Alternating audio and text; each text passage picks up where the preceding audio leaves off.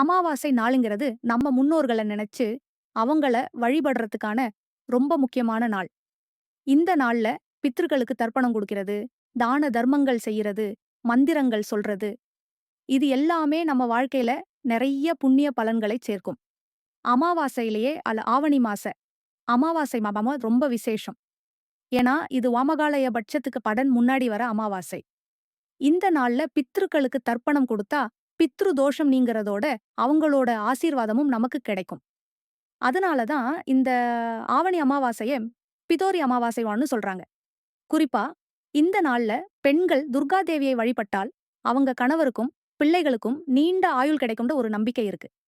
இந்த வருஷம் ஆவணி அமாவாசை ஆகஸ்ட் 22 வெள்ளிக்கிழமை வருது.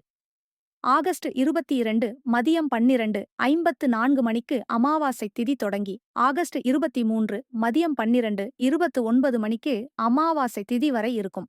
இந்த நேரத்துல நம்ம முன்னோர்களுக்கு தர்ப்பணம் கொடுக்கலாம், ஏழைகளுக்கு தானம் செய்யலாம், புண்ணிய நதிகள்ல குளிக்கலாம். ஆனா இந்த நாள்ல நாம செய்யக்கூடாத சில விஷயங்களும் இருக்கு. அத மீறினா முன்னோர்களோட சாபத்துக்கு ஆளாகி வாழ்க்கையில துரதிர்ஷ்டம் ஏற்படும்னு சொல்லப்படுது. ஆவணி அமாவாசையில் தவிர்க்க வேண்டிய 7 விஷயங்கள். 1. அசைவம் சாப்பிடக்கூடாது. அமாவாசை அன்னைக்கு நம்ம பித்ருக்கள் நம்ம வீட்டுக்கு வர்றதா ஐதீகம். அதனால உடலும் மனசும் சுத்தமா இருக்கணும். அசைவம், முட்டை, மது இதையெல்லாம் கண்டிப்பா தவிர்க்கணும். 2வது, தர்ப்பணத்தை மறக்கக்கூடாது. பித்ருக்களுக்கு செய்ய வேண்டிய கடமைகள அலட்சியப்படுத்தவே கூடாது. பெரிய அளவுல தர்ப்பணம் செய்ய முடியலைன்னாலும் வீட்லயே எள்ளும் தண்ணியும் விட்டு வழிபடுறது அவசியம். 3வது, முக்கிய முடிவுகளை தவிர்க்கணும்.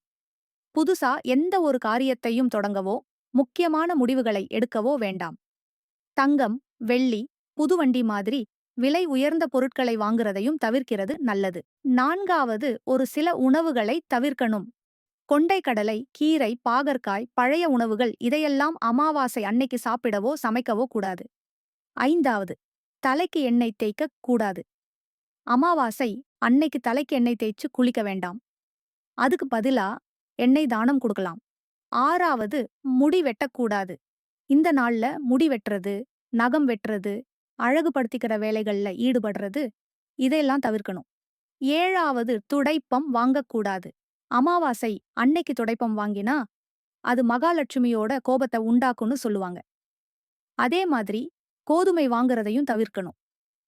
இந்த விஷயங்களை எல்லாம் தவிர்த்து மனசு சுத்தமா நம்ம முன்னோர்கள வழிபட்டு அவங்களோட ஆசீர்வாதத்தை பெறுவோம்.